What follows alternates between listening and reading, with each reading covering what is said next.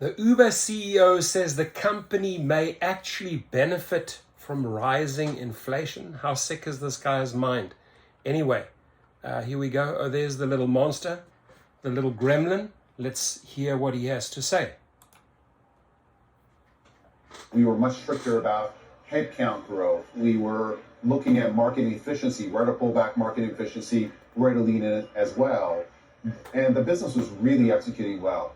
But what I saw was that even though we were executing well, the market was changing, and it was changing so fast, and good was no longer good enough.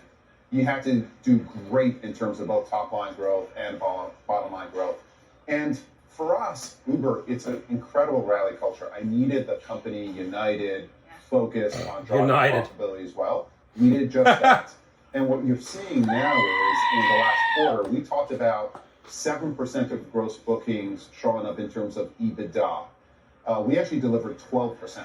So while our target was 7, we delivered 12%. And that was the theme, which is good enough isn't good enough in this marketplace.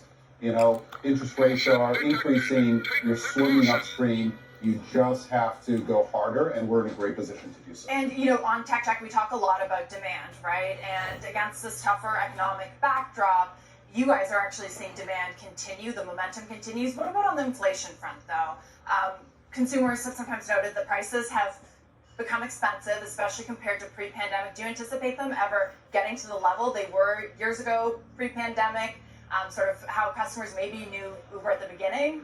So I think on the demand front, first of all, you're absolutely right, which is demand could be getting weaker. But for us, what we're seeing is we're seeing this secular shift from demand for retail, you know, Target, Walmart, some of the other retailers talked about some weakness, shift to demand for services.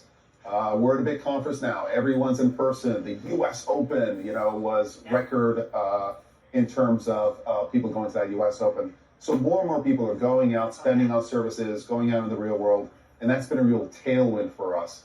In terms of inflation, you know, I think inflation, it's everywhere. So it's the price of the car, price of gas, thank God, is getting a little bit better, your groceries, etc. We're just a part of that basket in terms of spend. So we're not seeing spend move up or down. We're not seeing any signs of weaknesses one way or the other. If anything, 72% of drivers in the U.S.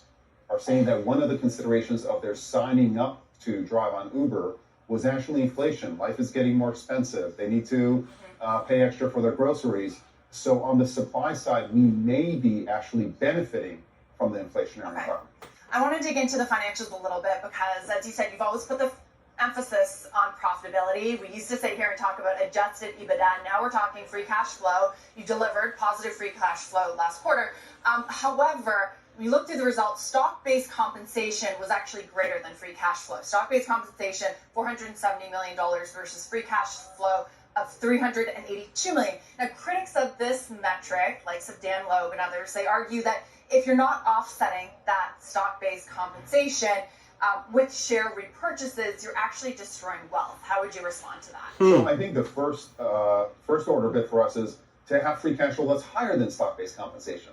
And I think that we're well on that course. Absolutely. Like 100% we're going to get there.